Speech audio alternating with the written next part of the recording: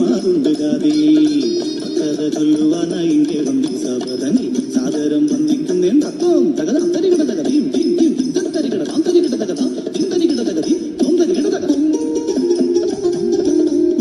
വീരന്മാരെ കണ്ടുരാജൻ ആയാട്ടിനായി പുറപ്പെടും നേരം ലക്ഷണം നോക്കി കല്ലിപ്പിത മകൻ സദയം പോർക്കണേ അന്നദാതാവേ ആയുരേഖയിൽ അഗ്നിസാന്നിധ്യം വെറുമൊരു വാക്കായി കണ്ടതു രാജൻ വേട്ടയാടുവാൻ കാട്ടിലെത്തി ഹരിണിയൊന്നിനെ പിന്തുടർന്നു കാട്ടിലെത്തി ഏകനായി പൈതാകമേറി വലഞ്ഞു രാജൻ ഘോരവനത്തിൽ അങ്ങുമിങ്ങും അന്നേരം കണ്ടൊരു മാമുനിയെ ധ്യാനത്തിലായുള്ള താപസനെ രാജന്റെ ചോദ്യങ്ങൾ കൊന്നിനും താപസൻ ഉത്തരവേകാതെ മൗനിയാൽ ഉഗ്രകോപിയായി മാറി പരീക്ഷത് വീണിനാൽ ചത്രപാമ്പിനെ എടുത്ത് മാമുനികൾ മാലയാക്കി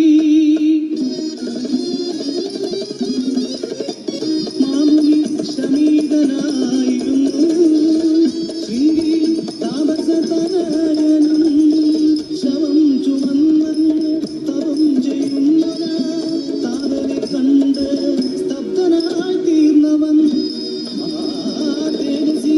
ശൃംഗി കോപിഷ്ഠനായി ശപിച്ചു. ഇത് ചെയ്തവൻ 7 ദിവസത്തിനുള്ളിൽ തക്ഷക ദർശനമേറ്റ് മരിക്കട്ടെ.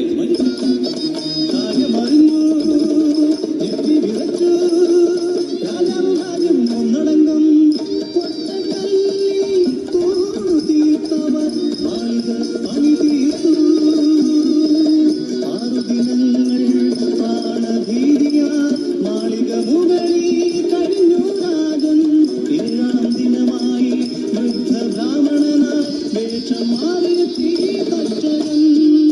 കാറ്റുപോലും കടന്നു ചെല്ലാത്ത മാളിക കണ്ടവൻ ചിന്താവിഷ്ടനാ നാഗങ്ങളെ വിളിച്ചു തക്ഷകൻ. മുനിവേഷധാരികളാക്കി പല മൂലാദികളുമായി മാളിക മുകളിലെത്തി. സമയം സന്ധ്യയാകാൻ പുരുഷാവകാലം തീരാറായി മന്ത്രിമാരത്ത് ക്ഷീണമകറ്റുവാൻ പല മൂലാദികൾ കഴിച്ചു രാജൻ. കടിച്ച പഴത്തിൻ നടുവിനായി ഒരു കൃമി ചൂണ്ടുവിരലിലെടുത്ത് പരിഹസിച്ചവൻ ചൊല്ലി മുനിവാക്ക് സത്യമാകാൻ ഇവനാണു തക്ഷകൃമി. സ്വീകാര ശബ്ദം അഷ്ടദിക്കിലും നോക്കി നിൽക്കെ ശതവേഗത്തിൽ കൃമി വളർന്ന് ഉഗ്രസർപ്പമാം തക്ഷകനായി ചുറ്റി വരുന്നവൻ പണം വിടർത്തി ആഞ്ഞാഞ്ഞു ദർശിച്ചു രാജാവിനെ.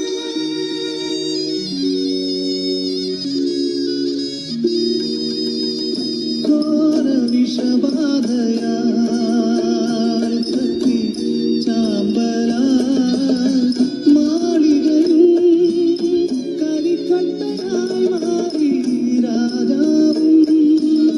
വിധിയെ തടുക്കുവാനാകുമോ